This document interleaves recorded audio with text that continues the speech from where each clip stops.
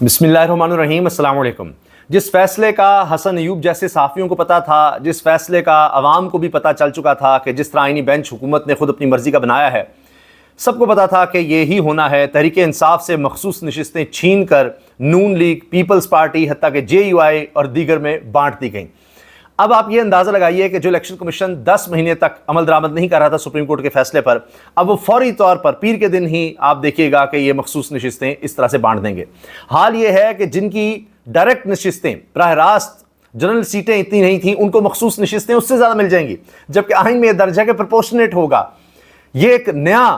Pandora box کھل گیا ہے۔ اس کے اثرات کیا ہوں گے؟ اب تو 2/3 اکثریت مل جائے گی۔ 21 سال ہو گئے پیپلز پارٹی اور نون لیگ کے گٹھ جوڑ کو، 21 سال یہ باریاں لیتے رہے۔ اب آپ یہ دیکھیے کہ آگے بھی اب یہ دونوں اکٹھے ہو چکے ہیں، 2/3 اکثریت سے زیادہ ان کو ملے گی۔ اب آپ دیکھیے گا اصل امتحان ان کا شروع ہوتا ہے، کیونکہ اب یہ کوئی بہانہ نہیں بنا سکتے کہ جی 3 سال ہو گئے اور 3 سال میں تاریخ کی بدترین کارکردگی کیوں ہے، ہماری معیشت برباد، بے روزگاری ریکارڈ کیوں ہے، صحت کی سہولتیں سب سے بری کیوں ہیں، تعلیم کے لحاظ سے ہم سب سے پیچھے کیوں چلے گئے ہیں، ہر چیز میں ہم تنزلی کا، تباہی کا، بربادی کا شکار کیوں ہیں، جبکہ آپ کے پاس تو 2/3 اکثریت آ چکی۔ اب آپ کو جتنا وقت ملے گا اس میں اور پریشر ہوگا کہ ایسی حکومت کبھی نہیں آئی، اتنی مضبوط حکومت، اتنی زیادہ سیٹیں کہ جو آپ کی بنتی بھی نہیں تھی، لوگوں نے آپ کو ووٹ ہی نہیں دیے، اس سے بھی زیادہ آپ لے گئے۔ اب ان کے اور لوگ مرات لے سکیں گے، تنخواہیں لے سکیں گے، ان کی پروٹوکول، ان کی خواہشات، وہ MNAs, M P S, مخصوص نشستوں کے پیسہ، دولت، اب ان سے ایسے کام کرائے جائیں گے کہ یہ کسی کو منہ دکھانے کے قابل نہیں رہیں گے۔ ان کے منہ اور زیادہ سیاہ ہوں گے، کالک ملی جائے گی اور منہ پر، چاہے وہ 27ویں ترمیم کی صورت میں ہو۔ اب 26ویں ترمیم دیکھیے، اس ملک میں آپ 26ویں ترمیم پاس ہونے کے بعد ذرا نوٹ کیجئے گا، کوئی ایک شعبہ جس میں بہتری آئی ہو۔ اس آئینی بینچ کے بننے کے بعد کیا ہمارے ملک میں کوئی آئینی لحاظ سے، کوئی قانون لحاظ سے کوئی بہتری آئی ہو؟ تباہی ہوئی ہے۔ ابھی آپ دیکھیے گا آگے بڑھیں گے، اب یہ 2/3 اکثریت سے بھی زیادہ لے کر، ابھی خواہش یہ ہے کہ خیبر پختونخوا سے بھی حکومت چھین لی جائے، وہاں پر مولانا صاحب بھی ہو سکتا ہے ان کا ساتھ دیں، کیونکہ مولانا صاحب کی ضرورت سینٹ میں نہیں رہے گی۔ وہاں پر جہاں سینٹ کے الیکشنز نہیں کروائے جا رہے تھے اتنی عرصے سے، خیبر پختونخوا سے سینیٹر نہیں آ رہے تھے، اب وہاں سے یہ سیٹیں ان کو دے کر سینیٹر بھی بنوائے جائیں گے، تو ہر طرح سے سسٹم پورا حاوی ہو جائے گا۔ لیکن دوسری طرف ایک شخص کھڑا رہے گا، ایک شخص کھڑا ہوگا اس سارے نظام کے خلاف، اور وہ ہے قیدی نمبر 804۔ وہ ڈیالہ جیل میں ڈیل نہیں کر رہا، نہیں مان رہا۔ اب ثابت ہو جائے گا گو مگو کیفیت کہ جی بات چیت فلاں یہ وہ سب نہیں، اب کوئی اور راستہ نہیں مزاحمت کے علاوہ۔ وہ صحیح کہہ رہا تھا کہ یہ سارا سسٹم ہی اس طرف جا رہا ہے، ہر چیز پر قبضہ ہوتا چلا جا رہا ہے، ہر ادارے کی تباہی ہو رہی ہے، ہر ادارے کا کام ہی صرف یہ رہ گیا ہے کہ آپ نے یہاں پر اشرافیہ کو، مافیا کو، قبضہ گروپ کو آپ نے سرو کرنا ہے، اور اس میں سب اپنا حصہ ڈال رہے ہیں کہ اچھا 25-25 لاکھ تنخواہیں بھی تو لینی ہے، اور حکم اور حکم، تو وہی کام ہوتا چلا جا رہا ہے۔ لیکن ایک دفعہ میرے والد صاحب نے ایک کتاب مجھے دی تھی پڑھنے کے لیے، پاتھ ٹو لیڈرشپ، اس میں یہ بات تھی کہ قدرت ہر ایک کو موقع دیتی ہے کہ وہ لیڈر بن سکتا ہے، بات اصل ہوتی ہے امتحان کی، کہ جب امتحان آتا ہے، وہ جتنا بڑا امتحان ہو، جتنا بڑا چیلنج ہو، اس میں جو شخص کھڑا ہو کر دکھا دیتا ہے، ڈٹ جاتا ہے، وہ اتنا بڑا لیڈر بن جاتا ہے۔ تو اب اصل امتحان ہے، یعنی آپ کو نظر آئے گا کہ اب تو امید بالکل ختم ہو چکی ہے، کچھ نہیں بچا۔ تو نیلسن منڈیلا کے بارے میں کہا جاتا ہے، اس نے کہا تھا کہ جی it is always impossible, it seems always impossible until it's done, until it happens۔ جب تک وہ چیز ہو نہیں جاتی لگتا ہے یہ ممکن ہی نہیں ہے، ممکن ہی نہیں ہے۔ آج آپ کو نظر آئے گا کہ اب تو ممکن ہی نہیں رہا، یہ اب موجودہ نظام فرعون کی شکل اختیار کر چکا ہے، اتنی جڑیں اس کی مضبوط ہو گئی ہیں، ہر طرف ہر جگہ پر جس طرح چاہتے ہیں سیاہ و سفید کے مالک ہو گئے ہیں۔ اب یہ آئین کا بنیادی ڈھانچہ بدل سکتے ہیں، یہ سیاہ و سفید کے مالک ہو گئے ہیں، جس کو چاہیں جو مرضی کریں۔ پہلے ہم دیکھ رہے تھے جس کو چاہا گھر سے اٹھا لو، جس کو چاہا لاپتہ کر دو، جس طرح کے چاہا ججز لگا دو، ہر طرف اپنی مرضی ہے۔ جو جج انصاف کر دیتا ہے اس کو سائیڈ لائن کر دو، اس کو تبدیل کر دو، اس کی جگہ کوئی اور لے آؤ، اس کے پاس کیس ہی نہ لگاؤ، اپنے لوگ لگا دو، یہ سب ہم نے دیکھا۔ مگر پھر ہوتا یہ ہے کہ اچانک پتہ ہی نہیں لگتا،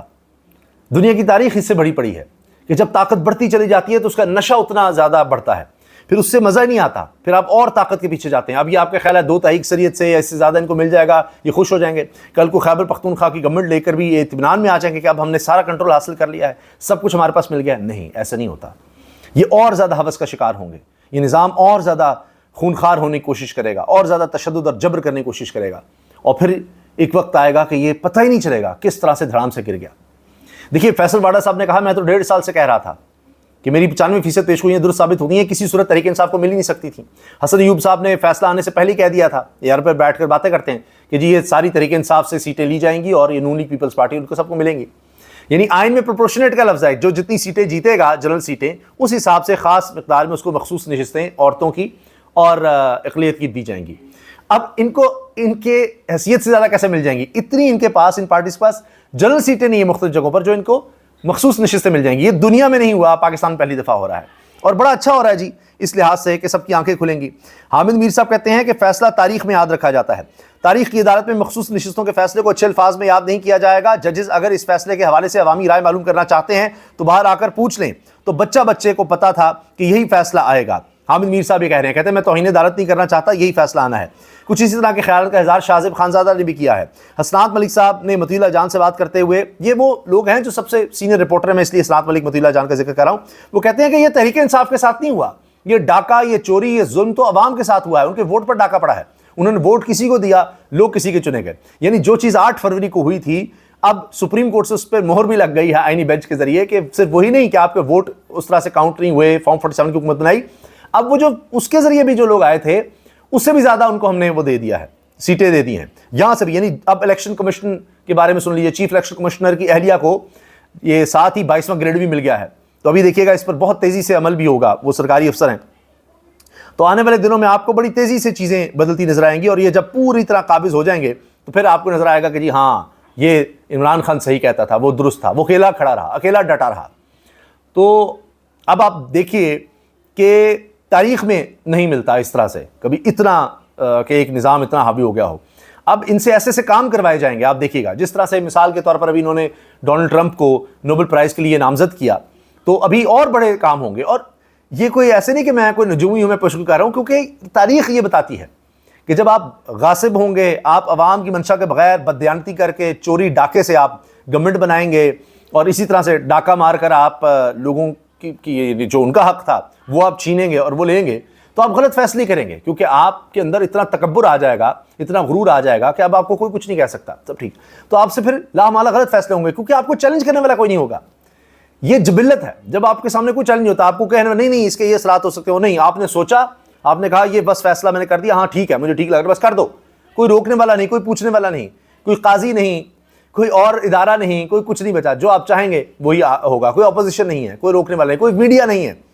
کوئی آپ کو بتانے والا ہے کہ آپ نے اس کو بھی خریدا ہوا ہے، کوئی آپ نے چھوڑا ہی نہیں۔ تو لہٰذا پھر اس طرح کی چیزیں آپ کو نظر آتی چلی جائیں گی، ان کا ایک تسلسل ہوگا، اور وہ وقت آئے گا ایک دن کہ یار یہ کیا ہو گیا، سوچ بھی نہیں سکتے تھے، اتنی طاقتور حکومت، اتنی طاقتور لوگ، یہ اچانک کس طرح دھرام سے گرے ہیں، یہ اتنے غلط فیصلے کیسے ہوتے چلے جا رہے ہیں۔ اب دیکھیے آئینی بینچ نے آج تک عوام کے لیے کیا کیا ہے۔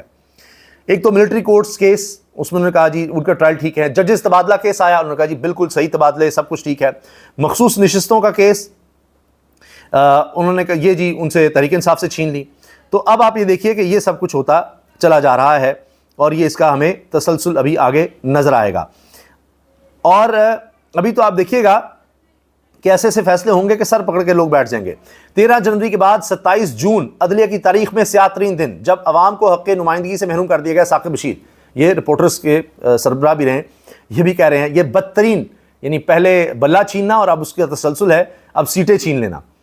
اور مخصوص نشستیں پی ٹی آئی کے علاوہ باقی سیاسی جماعتوں میں مال غنیمت کی طرح تقسیم کر دی جائیں گی۔ ثاقب بشیر، یہ جو رپورٹرز ہیں جنہوں نے چیزیں دیکھی ہیں، جو سمجھتے ہیں، وہ دیکھیے کیا کیا لکھ رہے ہیں، کیا کیا بات کر رہے ہیں، اور کس طرح سے چیزوں کو واضح کر رہے ہیں۔ اچھا، اب فضل الرحمان صاحب کی سینٹ میں تو ضرورت ہی نہیں رہی، وہ بھی فارغ ہو گئے، اب ان کو کہا جائے گا آئیں کے پی میں مل کر بناتے ہیں۔ دیکھ لیں وہاں پہلی خلفشار ہے، اور جب عوام مینڈیٹ پر اور مزید آپ ڈاکہ ماریں گے، دیکھیے گا کیا حالات بنتے ہیں وہاں پر۔ اچھا جی، اس کے علاوہ کہا جا رہا ہے کہ آئینی بینچ کی چمتکاریوں کے دوران یاد رکھیں اگلے ماہ سے گیس اور بجلی کے بل بڑھیں گے، جو کسی سیاسی دیوتا نے نہیں بھگتنے آپ نے خود ہیں۔ وزراء، افسران اور منصفوں کی تنخواہوں مراد کا بوجھ الگ اٹھانا ہے۔ توجہ ذرائع آمدن بڑھانے پر رکھیں، ممکن ہو تو بیرون ملک چلے جائیں، کیونکہ ابھی یہ سب کچھ بڑھنے والا ہے، بل بڑھنے والے ہیں۔ یہ آئینی بینچ کے ثمرات ہیں، یہ 26ویں آئینی ترمیم کے ثمرات ہیں، اور یہ 2 تاریخ کے ثمرات ہیں جو ابھی آپ کو ملیں گے، آپ دیکھیے گا آگے کیا ہوتا ہے۔ پھر جی یہ بات جو میں نے آپ سے عرض کی، یہ احمد ولائج بڑے اچھے صحافی ہیں، وہ لکھتے ہیں۔ اسی طرح مغیث علی کہتے ہیں فیصلے سے مایوسی ہوئی، فیصلہ ہمارے ساتھ ناانصافی، آئین کی غلط تشریح کی گئی، یہ بیرسٹر گوہر خان نے کہا ہے، اور وہ کیا کہیں گے جی۔ اور ہاں، حسن ایوب نے فیصلہ آنے سے پہلے کہا ایک مخصوص نشست بھی تحریک انصاف سنی اتحاد کونسل کو نہیں ملے گی اور سپریم کورٹ الیکشن کمیشن کی زیر ثانی درخواست ضرور منظور کرے گی، کیونکہ مخصوص نشستوں سے متعلق سپریم کورٹ کا فیصلہ پہلا فیصلہ آئین پاکستان سے متصادم ہونے کی وجہ سے ردی ہے۔ تو اس پر طارق مدنی صاحب نے لکھا جی فیصلہ تو حسن ایوب نے سنا بھی دیا ہے۔ پھر کسی نے کہا آپ انتظار تو کر لیتے، پہلے جو فیصلہ آئینی بینچ کو موصول ہونے سے پہلے حسن ایوب نے سنا دیا کہ آئینی بینچ کو تو مل جاتا پہلے فیصلہ،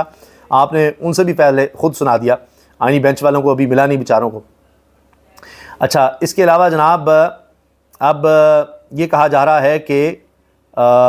اسد طور کہتے ہیں دنیا کے سب سے قابل جج اور ایشیا کے سب سے بڑے آئینی دماغ جسٹس امین الدین خان نے آبزرویشن دی ہے کہ مخصوص نشستیں دی تو خواتین کو ہی جا رہی ہیں نا، یعنی کسی بھی جماعت کی تھیں مل تو خواتین کو ہی رہی ہیں، تو پریشان نہ ہو، یہ بہت بڑے فیمنسٹ ہیں۔ ایسی سی عجیب و غریب باتیں ہوئی ہیں، کیا کیا گھڑا گیا ہے کہ انسان کی سمجھ سے باہر ہے۔ پاکستانی عدلیہ کی یہ خاصیت ہے کہ وہ کبھی آپ کو مایوس نہیں کرتی، ایسا ایسا فیصلہ دیتے ہیں جو ملک کو مزید دلدل میں لے جاتا ہے۔ ثاقب ورق صحافی، وسیم ملک صحافی ہیں سپریم کورٹ کے۔ بریکنگ نیوز، سماعت مکمل، کچھ دیر بعد آئینی بینچ کی جانب سے مخصوص نشستیں پی ٹی آئی سے چھیننے، حکومتی اتحادی جماعت کو دینے اور 27ویں ترمیم کے لیے ووٹ کاؤنٹ مکمل کر کے دینے کا باقاعدہ اعلان کیا جائے گا۔ یار حسن بھائی، یہ فیصلہ پہلے ججوں تک تو پہنچنے دیتے، آپ نے پہلے سنا دیا۔ سعید بلوچ حسن ایوب کو یہ کہہ رہے ہیں کہ جی کوئی تو ان کی بھی عزت رکھ لو، یہ ہو رہا ہے۔ یہ ہے جی پاکستان کے حالات، اور یہ اس فیصلے کے بارے میں لوگوں کے انفارمڈ لوگوں کے تاثرات۔ اب الیکشن کمیشن کا اہم لیگل اجلاس، سپریم کورٹ کے فیصلے پر مشاورت، تمام پہلوؤں کا جائزہ لے کر پیر کو ہی مخصوص نشستیں حکمران اتحاد الاٹ کرنے کا امکان۔ بہت تیزی ہے، بہت تیزی سے آگے بڑھنا ہے ہم نے۔ سپریم کورٹ کا فیصلہ متنازع فیصلہ ہے، تاریخ اس کو متنازع فیصلے کے طور پر یاد رکھے گی۔ شاہ زیب خان زادہ، 26ویں ترمیم کے نتیجے میں تعینات ہونے والے کسی جج نے بھی حکومت کے خلاف فیصلہ دیا ہو، سوالیہ نشان ہے جی، عمر دراز گوندل کہہ رہے ہیں۔ اور اب فیصل واڈا نے کہا جی پی ٹی آئی میں اب دم خم نہیں ہے اور پاکستان میں مزاحمت کسی کا باپ بھی نہیں کر سکتا، فیصل واڈا۔ اور پھر جی اب 26ویں آئینی ترمیم کے نتیجے میں 26ویں آئینی ترمیم، آئینی راڈ والی لوہے والی 26ویں آئینی ترمیم کے نتیجے میں بننے آئینی بینچ جیت گیا اور انصاف آئین و قانون ہار گیا، نادر بلوچ صحافی لکھتے ہیں جی۔ اس کے علاوہ مستمر کھوکر سیاستدان ہیں، کہتے ہیں سپریم کورٹ نے ایک اور متنازع فیصلہ دے کر اپنی تاریخ برقرار رکھی، مال غنیمت جان کر وہ نشستیں بھی حکومتی جماعتوں کے حوالے کر دیں جن پر سرے سے ان کا آئینی، قانونی اور اخلاقی حق تھا ہی نہیں۔ حکومتی اتحاد کو 2/3 کی بھی مل گئی، آئین کا جنازہ ہے ذرا دھوم سے نکلے۔ اداروں کے ایک پیج پر ہونے کے روح پرور مناظر، پارلیمنٹ میں مائک بند، سپریم کورٹ میں آواز بند، عدالت میں انصاف بند، سڑکوں پر احتجاج بند، عوام کی آواز بند، اویس حمید صحافی لکھتے ہیں۔ اچھا جی، اور جمہوریت، پارلیمنٹ، تقدس، ووٹ کی عزت، سب کے سب ہی انا للہ و انا الیہ راجعون، ارشاد بھٹی کہہ رہے ہیں جی۔ اور وسیم ملک کہتے ہیں سپریم کورٹ کے آئینی بینچ نے مخصوص نشستوں کی نظر ثانی فیصلے کے ذریعے ہائبرڈ رجیم میں شمولیت کا باقاعدہ اعلان کر دیا۔ وسیم ملک صحافی کہہ رہے ہیں کہ یہ اب باقاعدہ ہائبرڈ رجیم میں آئینی بینچ شامل ہو گیا ہے، ان کی طرف سے باقاعدہ اعلان آ گیا ہے۔ تو یہ ہے جی جو اس فیصلے کے بعد تاثرات سامنے آ رہے ہیں۔ تو ایک ہی شخص کھڑا ہے اس سارے نظام کے خلاف، اب وہ عمران خان ہے، تو یہ ثابت کر دیا کہ اسی میں یہ دم خم ہے جو اس طرح کے حالات کا مقابلہ کر سکے، اور بہت بڑی بات ہے۔ تو وہ جو مولانا طارق جمیل نے کہا تھا کہ جی تاریخ رقم کرتی ہے صبر کر کے، مجھے ملاقات کا موقع ملے تو میں یہ کہوں گا۔ تو اب اس فیصلے کے بعد تو سبھی ماننے پر مجبور ہوں گے، جس طرح وہ صحافی بھی جو عمران خان کے خلاف بولتے تھے اور بڑا غلط کہتے تھے، آج وہ جج بھی جو کہتے تھے 90 دن کے اندر الیکشنز نہیں کروانے خیبر پختونخوا اور پنجاب میں، ان کو بھی یہ سمجھ آ رہی ہے کہ عمران خان درست تھا۔ تو ابھی اور بہت سے لوگوں کو پتہ لگے گا، چونکہ باری سب کی آنی ہے، سب کی باری آنی ہے، یہ نظام کسی کو نہیں چھوڑے گا۔ ابھی جو حکومت میں بیٹھے ہوئے ہیں، آپ دیکھیے گا ان سے ایسے ایسے فیصلے کروائے جائیں گے کہ وہ منہ چھپاتے پھریں گے، ان کو سمجھ نہیں آئے گی کہ یہ ہمارے ساتھ کیا ہو گیا ہے۔ دی تو ہمیں 2/3 اکثریت ہے، لیکن وہ اور زیادہ بے بس ہوں گے، اور زیادہ کمزور ہوں گے۔ بظاہر ان کی طاقت میں اضافہ ہوا ہے، لیکن وہ اتنے ہی زیادہ کمزور ہوئے ہیں۔ اب وہ آئیں بائیں شائیں بھی نہیں کر سکیں گے کہ یہ کام یوں نہیں ہو رہا، ویسے نہیں ہو رہا۔ اور عوام کے لحاظ سے آپ دیکھیے گا، عوام میں اور اس نظام میں دوریاں اور زیادہ پیدا ہوں گی، اور سب لوگ اب، یعنی جو طبقہ، چاہے وہ کسان تھے، مزدور تھے یا دیگر لوگ تھے جن کو بھی یقین نہیں آتا تھا، جو الگ الگ اپنی سطح پر انڈیویجولی یا سرکاری ملازم تھے، وہ الگ کھڑے ہو رہے تھے کہ نہیں جی تحریک انصاف کے ساتھ جا کر ملنا، عمران خان کی بات نہیں کرنی۔ ابھی ان کو ریلائز ہوگا کہ یہی بندہ ہے جس کے پیچھے کھڑے ہو کر ہی آپ کچھ کر سکتے ہیں۔ اور یہ میں بطور صحافی آپ کو ایک تجزیہ دے رہا ہوں، اس لیے کہ اور کچھ بچا ہی نہیں ہے۔ آپ بتائیے اس نظام کے خلاف پھر ریزسٹنس یا مزاحمت کہاں سے آئے گی؟ آپ نے میڈیا کا گلا گھونٹ دیا، اور سوشل میڈیا پہ اگر آپ کو کچھ زیادہ بات کرے گا تو اس کے لیے زندگی تنگ کی جائے گی، یا تو ملک چھوڑ کر چلا جائے، ویسے بات کرے اس کے لیے روزگار نہیں ملے گا، تو اس کے لیے مشکلات بڑھتی جائیں گی۔ سیاست میں کچھ بچا ہی نہیں، پارلیمنٹ میں کچھ بچا نہیں، عدالتوں میں کچھ نہیں، سپریم کورٹ کا آپ نے دیکھ لیجئے کیا حال ہو گیا۔ تو جو بھی ستون تھے جن پر ایک ریاست کھڑی ہوتی ہے، ان پر مکمل قبضہ ہو چکا ہر جگہ پر، ہر سطح پر، تو باقی کیا بچا ہے؟ تو ایک تو یہ ہے کہ مایوس ہو کر آپ بیٹھ جائیں اور چھوڑ دیں کہ اب کچھ نہیں ہو سکتا۔ اور جس طرح ماضی میں ہم نے دیکھا ہے کہ جی حکومت چنتی تھی، حکمران باہر بھاگ جاتے تھے، عمران خان کے پاس چوائس ہے۔ بہت سے لوگ یہ کہہ رہے ہیں کہ چھوڑے عمران خان، اتنا ظلم، اتنا جبر کیوں برداشت کر رہا ہے، وہ جائے پھر دوبارہ کبھی نواز شریف کی طرح، زرداری یا دیگر لوگوں کی طرح پھر جب موقع ملے گا آ جائے اور لڑائی تب تک جاری رکھے، باہر سے بیٹھ کر کر لے۔ نہیں، وہ یہاں رہ کر اس نظام کے خلاف وہ رزسٹ کر رہا ہے، اور وہ ایک واحد امید ہے۔ اگر آپ اس نظام سے مطمئن ہیں تو الگ بات ہے، آپ خوش ہیں کہ یہ 3 سال سے اس نظام نے بہت کچھ اس ملک کو دیا ہے، آئینی بینچ کی صورت میں، 26ویں ترمیم کی صورت میں، بے روزگاری، لاقانونیت، امن و امان کی تباہی، معیشت کی تباہی کی صورت میں بدترین 3 سال دیے ہیں۔ یہ فیکٹس ہیں جو میں آپ سے شیئر کر رہا ہوں، اور وہ لوگ مسلط کیے ہیں جنہوں نے مل کر 21 سال اس ملک پر گزارے، اور اس کے بعد 1998 میں جہاں پاکستان، بھارت، بنگلہ دیش، ان ممالک کے جو پر کیپٹل انکم تھی وہ ایک جتنی تھی، آج وہ کہیں نکل گئے اور پاکستان سب سے خطے میں پیچھے رہ گیا ہر شعبے میں۔ تو پھر تو آپ کی اپنی مرضی ہے کہ آپ اس نظام کو اس کے باوجود بڑا سراہ رہے ہیں، ورنہ اگر اس نظام کے خلاف اب کچھ رہا ہے تو وہ ایک بندہ ہی قائد نمبر 804 ہے۔ وہ ثابت کر رہا ہے کہ بہت دلیری، بہادری سے وہ یہ سب کام کر رہا ہے۔ پاکستان میں اس کی اور کوئی مثال ملتی نہیں ہے۔ اللہ حافظ۔